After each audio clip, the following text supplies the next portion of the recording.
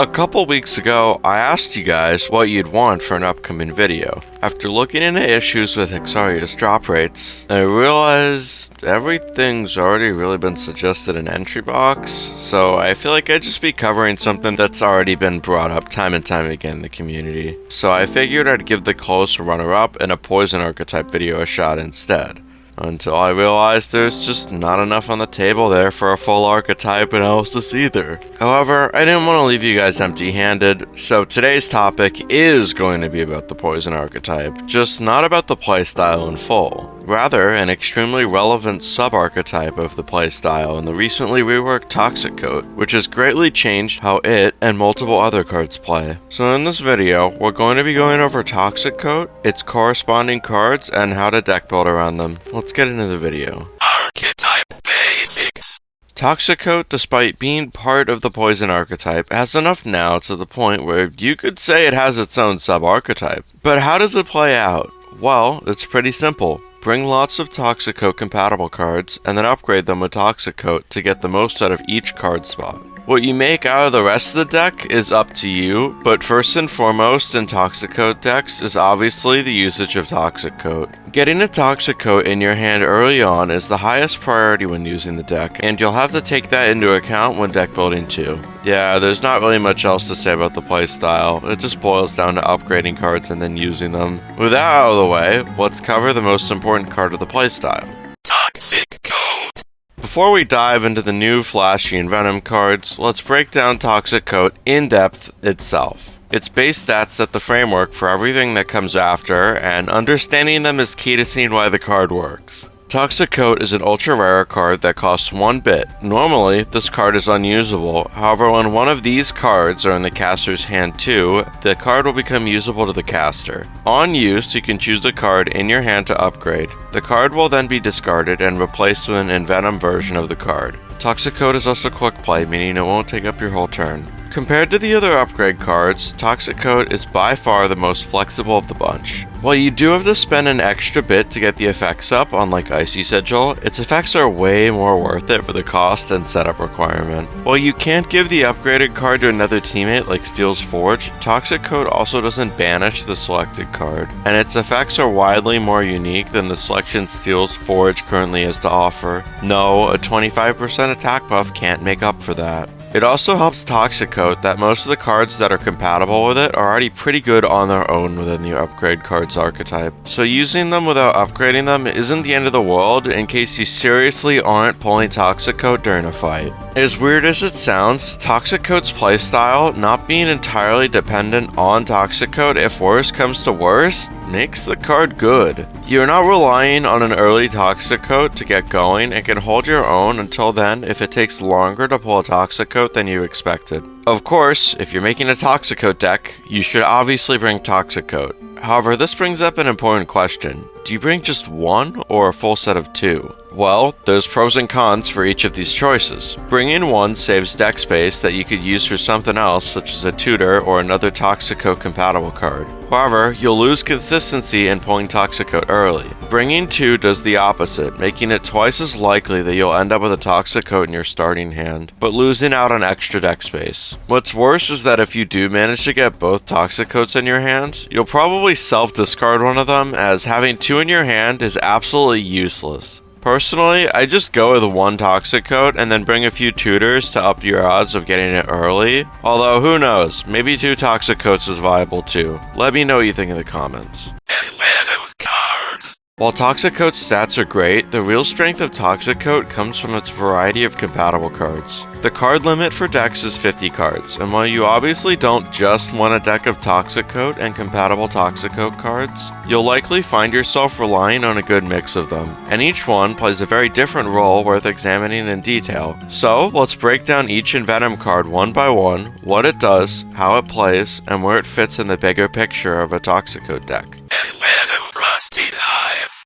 Envenomed Rusty Knife is probably the most basic Envenomed card out of the bunch, acting sort of like a baseline for everything else. Rusty Knife is a simple 1-bit 20 damage attack card, and its Envenomed version adds both a 5 damage 4-turn poison and a 25% decay into the mix. While 1 bit for 40 damage, and the decay. Sounds great. Don't forget that you also spent a bit to upgrade that Rusty Knife into its Envenomed version. So really, you're just getting 5 damage over a Club Slam and the decay. This is above average value, don't get me wrong, but there's more crazy Envenomed stuff that we haven't gone over yet. The fact that base Rusty Knife is pretty lackluster also holds it back, as you might want some flexibility if things go wrong with pulling Toxic Coat. I wouldn't bring it, but if you need some filler cards and a dedicated Toxic Coat deck, go for it. Envenomed Bow and Arrow.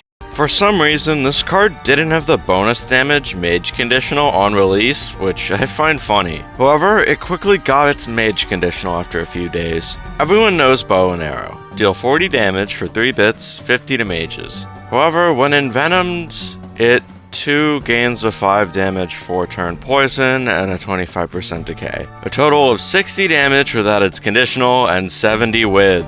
Envenomed Rusty Knife works because you're getting above average value for the cost, and said cost is only 2 bits overall, which is pretty affordable. You break even with Darksteel Longblade's damage unconditional and deal 10 damage below Darksteel Longblade without. Yes, breaking even with Darksteel Longblade, not doing more. Envenomed Poison Dagger and Envenomed Toxic Knife got some attention in the recent Toxico rework, which we'll go over a bit, but not Envenomed Bow and Arrow for some reason, despite being the most underperforming of the bunch, and it's not even close. Because of this, I have a few ideas on where Envenomed Bow and Arrow can go, outside of in the garbage, where it is right now.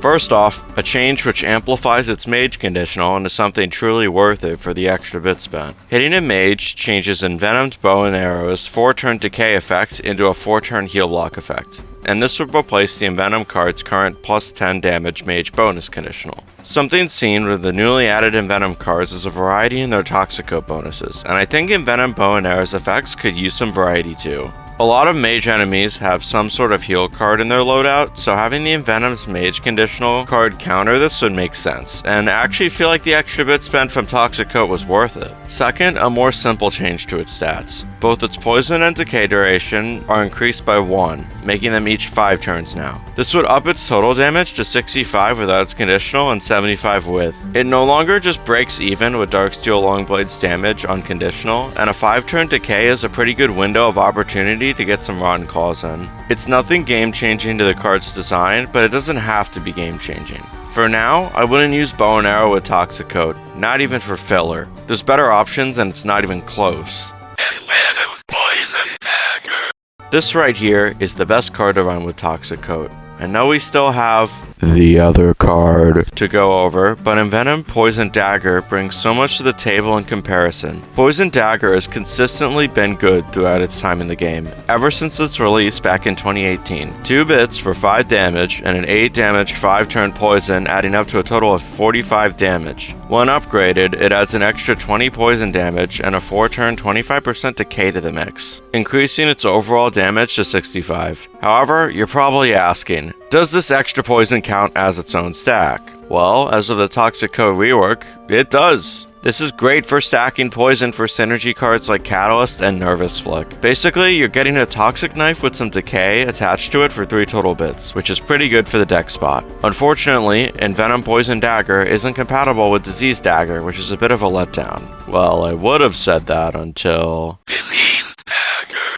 Of course, we can't talk about Poison Dagger without bringing up Disease Dagger, which now recognizes both the base and Envenomed versions as valid cards. For people who don't know, Disease Dagger is a 3-bit card which deals 20 damage and then applies a 6 damage 5-turn poison to the target. 3 bits for 50 damage is pretty middling for today's metagame, but fortunately if your hand also has a Poison Dagger upon using Disease Dagger, it'll discard that card and also apply its effects when using the card. This brings the card's overall damage up to 95 for 3 bits, which is fair considering it requires 2 cards to utilize the conditional and most of the damage is DOT. Obviously this output is going to be better than the 3-bit 65 damage Poison Dagger Toxic Coat synergy, so Envenomed Poison Dagger said, well, if you can't beat them, join them. And in the September 7th, 2025 weekly patch, Disease Dagger now checks for it, and this was a game changer for the card. This turned Disease Dagger at its best into a 3-card combo that dealt a total of 115 damage for for 4 total bits, and apply to 4 turn 25% decay. While a 3-card combo is pretty hard to pull off reliably, as you have to factor in starting hand luck, card draw luck, pulling tutors, etc., if you do pull it off, that's some pretty good damage. And even if you aren't committed to the 3-card combo, you still have the ever-reliable Poison Dagger, Disease Dagger synergy to work with. And even if you aren't committed to any synergy, 2 bits for 45 overall damage is still alright by today's standards. All in all, you're at a huge loss if you're not running Poison Dagger in a Toxic Coat deck, and because of its recent change, Disease Dagger too. Bring full sets of both. Envenomed Toxic Knife. Before Envenomed Poison Dagger was best friends with Disease Dagger, Toxic Knife was pretty much the best upgrade candidate for Toxic Coat. On its own, Toxic Knife is a 3-bit card which deals 25 damage and then applies a 4 turn 10 damage poison to the target. When upgraded, it turns into a mini Venomshank, adding an extra 20 poison damage over 4 turns and applying a 4 turn 25% decay. When compared to Envenomed Poison Dagger, which was 100% outclassed by Disease Dagger at the time, Envenomed Rusty Knife, which is good but not great, and full stop the worst Envenomed card of the bunch even up to today, yeah, I'd obviously go with the mini Venomshank over all of them. Of course, that's then and this is now. While it's not the best card to Envenom, it's still amazing to upgrade with Toxic Coat, since you're obviously going to want to run multiple Toxic Coat compatible cards in a Toxic Coat deck. Hey, remember that buff Envenomed Poison Dagger got, where its extra poison damage got separated into its own stack? Envenomed Toxic Knife got that buff too,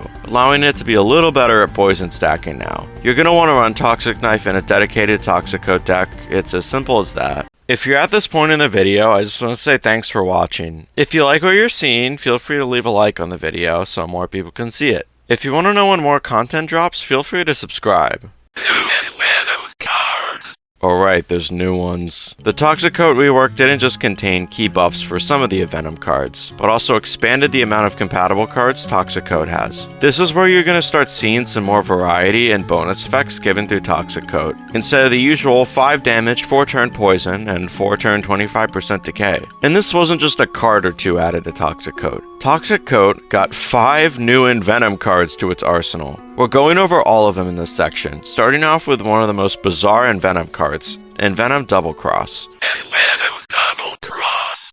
Arguably the most middle of the pack in Toxic Coat's arsenal, Double Cross is a serviceable setup card, dealing 20 times 2 damage and applying a 20% defense debuff to the target and a 20% attack buff to yourself, all for 3 bits. When envenomed, the modifiers are increased to 25, and a 3 damage 4 turn poison is also applied to the target twice. This might not look great from a first glance, but trust me when I say it is. It's about a Toxic Knife in damage, plus 50% in buffs. Great if you have bits to spare and want to set up for something big later down the line. The one issue I have with the card is actually nothing stat-wise. I just think that a green attack buff and green defense buff would have looked cooler for its visuals, sort of like Deep Light. Double Cross is a card you don't have to bring in a Toxic Coat deck, but if you do, you'll want to make good use of the attack buff and defense debuff it gives you, so don't go wasting it on a Poison Dagger. Envenomed Shoddy Dagger.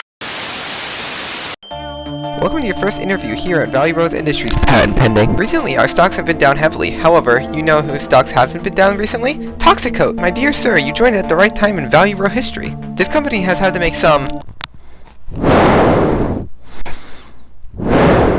layoffs, and you're exactly the person needed for the job. Why may you be the right one? Silly you! You are a fan of Shoddy Dagger, and Shoddy Dagger just got an upgrade with its Envenomed card. You deal 57 damage overall for 2 bits, and it has an extra 10% reuse chance compared to its base version if envenomed. Value Row Industries respects all of its employees, and you've been chosen to be the guy for the job. What do you say?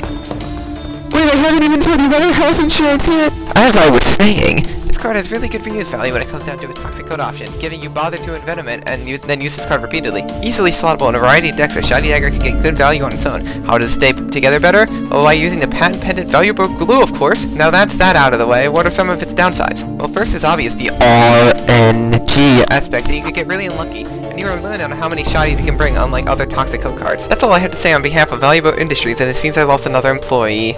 Sad. When it comes to deck longevity for Toxic Coat, Envenomed Shoddy Dagger will not disappoint. We've already gone over its base version in depth on the channel in the gambling video. A 2-bit 25 damage card with a 75% chance to go back into your hand. Go Brain Off and stab your enemies repeatedly until the dagger breaks or they break. When upgraded, it gains an 8 damage 4-turn poison, and its 75% reuse chance is upgraded to an 85% reuse chance. It's not going to hit as hard as the 3-card combo or even an Envenomed Poison Dagger, so you're going to be banking on hitting its reuse chance as many times as possible to make up for it. So it can feel like a bit sink at sometimes. It does falter a little bit over Poison Dagger in the playstyle though, since it doesn't apply poison on its own. However, if you're willing to invest loads of bits into using the card until it breaks, consider bringing a few in your Toxic Coat deck. Envenomed Low Blow. Exists, but existing is miles better than being a colossal failure. Low Blow has the same mechanic as the previous version of Heartseeker. Well, if it was 1 bit. You'll deal 15 damage and apply a 25% defense debuff to the target, but if the target is under 100 health, the damage will be increased to 25 and the defense debuff will be reduced to only 10%. When envenomed, the card gains a 4 damage 5-turn poison effect, its conditional defense debuff is increased to 25, and its base defense debuff is increased to a whopping 35%. While Envenomed Double Cross consistently gives you a better buff product, Envenomed Low Blow is easier to use as it only costs 1 bit, 2 if you count using Toxic Coat, an easier bit cost to save up for. What I said about Envenomed Double Cross getting green color buffs applies to Envenomed Low Blow too. Overall, it's a very solid card to pair with Toxic Coat if you can manage to make it work with the rest of the deck. Low Blow versus Rusty Knife. When deck building around Toxic Coat, it's generally better if you pick only one of the 1-cost upgradable cards if you want cheap attacks to upgrade. They're both 1-bit attack cards, and bringing full sets of both takes up a whopping 7 deck spots. Although it's great to bring Toxic Coat compatible filler cards, it's not a good idea to bloat your deck with them. So let's put Envenomed Low Blow and Envenomed Rusty Knife side by side to see how they stack up. Envenomed Rusty Knife's claim to fame is its consistency. When using it, you'll always get the same stat product, unless you use it on a poison immune enemy, but why would you do that? Its low-cost decay application can also be a massive assist for Rotten Claw if you decide to bring it too. Meanwhile, Envenomed Low Blow's strength is its situational debuffing. That 35% defense debuff on enemies above 100 health can combo well into any high attack damage card. Sure, it'll deal 5 less damage when compared to Envenomed Rusty Knife, but you could very likely make that damage up with the defense debuff. Really, if your deck is more focused on stacking poison and its corresponding debuffs, go with Rusty Knife for filler. If your deck is more focused on attack damage, go with Low Blow for the debuffs. And if you don't need cheap filler attack cards for your Toxic Coat deck, don't bring either, obviously. Of course, this isn't the end-all be-all for deciding between using these two cards, but it should give you enough of a framework for deciding which one actually deserves a slot. Envenomed Venomshank. Previously an NPC-only card which dealt 185 overall damage unconditional, Envenomed Venomshank has been toned down for its addition to Toxic Coat. Quick side note, thank you for nerfing Epic Ivan. Everyone outside of early game knows what Venomshank does, but in case you don't, here's a quick refresher. For 4 bits, you can deal 45 damage to a single target and then apply an 8 damage 5-turn poison. If the target is already poisoned, the poison damage is increased to 10 per turn, a total of 50, and an 80% decay is also applied to the target. When upgraded, its entire conditional design changes. Its base version now deals 45 damage and applies a 10 damage 5-turn poison. Its conditional instead has its base damage increasing by 20 to 65, and also applies a 5-turn heal block to the target. Yes, heal block, not decay. 20 base damage and its decay turning into heal block is clearly going to be worth spending a bit on. I don't think I need to go over that. It's very flexible in both Toxic Coat and Poison decks as a whole. You can use it early since its lengthy 5-turn heal block can combo well into a Rotten Claw or 2 afterwards, you know, on top of its damage. Or you could use it as a finisher later in a fight due to its high damage output and heal denial. The easiest pick not named Toxic Coat for a Toxic Coat deck. Just make sure to use it on an enemy that's already poisoned. You don't want that extra bit spent on Toxic Coat going to waste after all. Envenomed Nervous Flick. I'm so glad the devs didn't just add generalists for the new Toxic Coat cards and instead decided to experiment with a more archetype-specific card as well. Nervous Flick, at its core, is a debuffing card which scales off poison stacks. It costs 3 bits and deals 20 damage to a single target. Then, it applies a minus 15% attack modifier for 4 turns to the target, with the attack modifier's potency increasing by minus 5 for every stack of poison on the target. When envenomed, its scaling is increased to minus 7 for every stack of poison on the target, and it'll also apply a 10 damage 4-turn poison to the target. I think the combination of a slight increase in its scaling and a decent stack of poison being applied to the target is a great reason to upgrade the card before using it. Since this is a setup heavy card which requires good timing to use right, I think it makes sense that its poison effect is much better, since it lets the card be much more forgiving towards players which aren't going to go all out on its scaling. As this is a card which is specialized towards specifically stacking poison, I'd only run it if the rest of your deck is customized to support it in some way. Otherwise, I'd only go with generalists when building a Toxic Coat deck. Filler cards, which can kill. Deck building with Toxic Coat isn't about cramming every Envenomed card possible into a 50-card deck. If it was, then, well, I wouldn't have found it interesting enough to make a whole video out of it. Your Toxic Coat deck mainly branches off of what upgradable cards you're going to be bringing, and that's all experimentation I think you guys can have fun with. However, there's some cards that are pretty much a no-brainer for Toxic Coat decks. Bit gains are the most obvious, as most cards you're going to be using are ones that you're spending an extra bit for before you even use them on an enemy. I recommend bringing enough to where you're confident you're not going to end up having long periods of passing your turns when using your Toxic Coat deck. Next, mulligans, and I recommend Lunatic's Repost out of the duo since you're probably going to have the bit economy to run it appropriately. Lastly, card draws and tutors, since they're the most consistent ways to put a Toxic Coat in your hand. I also want to go over 3 specific cards you might want to include for Toxic Coat due to their specific good utility for the playstyle. So let's start with Regrowth. in a deck with most of its attack options being melee range, one of the best healing cards turns out to be Regrowth. It's a legendary heal card which costs 6 bits that scales its regeneration based on how low your health is. However, when you're under half health, it'll also give you a 30% defense modifier for 3 turns, usually assuring you stay alive for the regeneration's duration unless you do something stupid.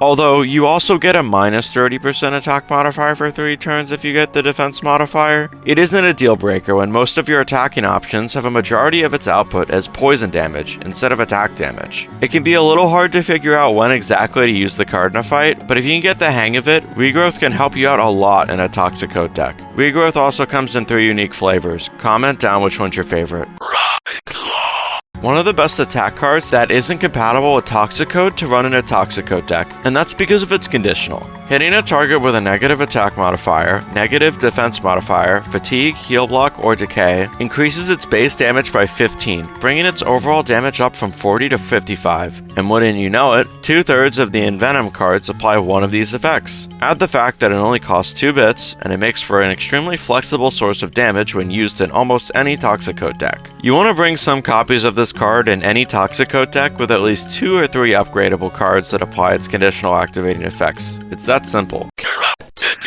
Insight. One of the cheapest, albeit inconsistent, ways to get multiple Toxic Coat compatible cards back into play due to it recursioning 2 cards for only 1 bit. In a playstyle where, once again, you're spending an extra bit on certain cards before you even use them on an enemy, bits are everything, and you might want to consider a cheaper Recursion 2 option if you're having trouble managing bits when using a Toxic Coat deck. Concluding thoughts. So that's the state of Toxic Coat and its playstyle after its rework. Flexible, powerful, and a lot deeper than it first looks. Previously just consisting of a few cards which you could give an extra 20 poison damage and 25% decay to, now it's an entire set of cards yielding mostly different effects if upgraded. And this allows for a lot of customizability when making a Toxic Coat deck, a trait that some other archetypes don't have. I think the devs pretty much knocked the Toxic Coat rework out of the park, save for Envenomed Bow and Arrow not receiving any changes, but that's only one thing, so it's still a great rework overall. Let me know what you think about Toxic Coat in the comments. See ya.